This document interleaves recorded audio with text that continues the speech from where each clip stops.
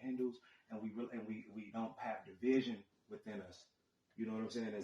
That's when we realize the God that's within ourselves, and then but at some point in time, we're going to we come into spiritual things, and we understand that we don't even have to keep ourselves bound to this earth.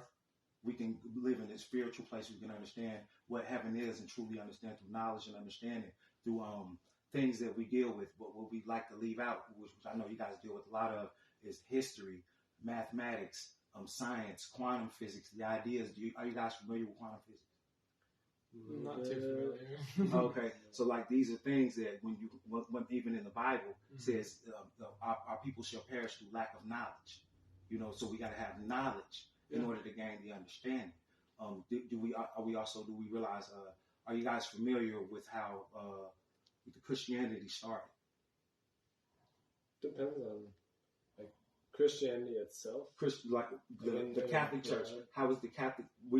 Catholic Church is the beginning of what people would come from Christianity. How did the Catholic Church start? What year did it start? Why did it start?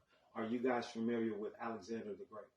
Mm-hmm. All right. So are you familiar with Alexander the Great and how he conquered Egypt? Briefly. Like so he was preceded by a guy. His name was Ptolemy III. All right. At that point in time, Ptolemy III, when there was the Egyptians had a priesthood was almost identical to the Catholic Church. All right. The Ptolemy III wanted them to honor him as the chief priest, which would be the king of the land, which would be a god with a lower G. He would rule the land as though they honored their pharaohs.